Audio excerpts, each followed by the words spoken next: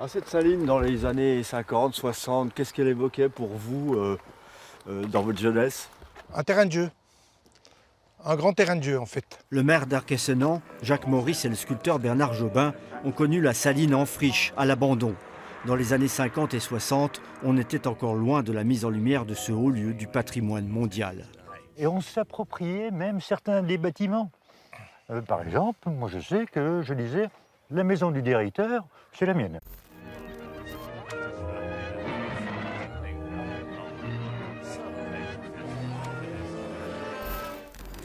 Espace de jeu espièglerie, les enfants escaladaient les murs pour y chercher une part de rêve, matinée de mystère.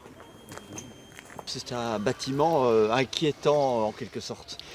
Inquiétant parce que la végétation avait commencé à prendre, oui même, elle avait pris beaucoup le dessus, c'est-à-dire que les colonnes ou les façades étaient gagnées par les lierres et les murs. Alors nous, enfants, c'était extraordinaire. Sur cet hémicycle se succèdent des bâtiments qui épousent la courbe, bâtiments nécessaires à une agglomération industrieuse.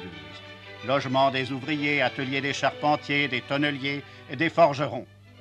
L'activité de la ville de Chaux était tout entière vouée au sel. Durant toutes ces années de mise entre parenthèses, des habitants d'Arquesnan ont investi ce lieu historique pour y cultiver leurs petits jardins. Les jardins étaient certainement délimités, mais c'était surtout sur la pelouse qui se trouve ici à ma droite là. Les gens ils demandaient l'autorisation, ils venaient faire un morceau de jardin, 30 ou 40 mètres carrés de jardin, et puis ils se retrouvaient là, dans cette partie-là.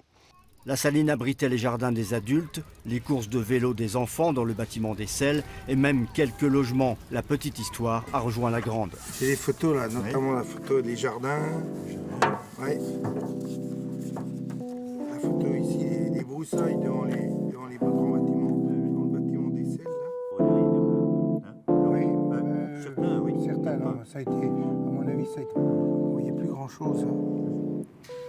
En 1966, Bernard Jobin, étudiant à l'école des Beaux-Arts, consacre sa thèse aux salines d'Arquesnan, car on disait les salines. L'idée de cette thèse, c'était découvrir l'aspect sculptural dans cette architecture. Donc il y a des éléments qui sont extrêmement intéressants, par exemple des colonnes, ce qu'on appelle des colonnes bayées. Et puis les travaux ont commencé et l'idée d'une nouvelle vie pour la saline a fait son chemin. Petit à petit, ça s'éclairait au point que l'architecture devenait autre chose.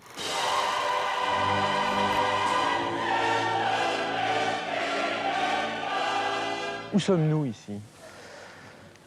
Nous ne sommes pas au XVIIIe siècle, nous sommes déjà au XXe siècle pour essayer de préparer le XXIe, Oui. dans les salines de Chaux, qui était une usine de sel au XVIIIe siècle.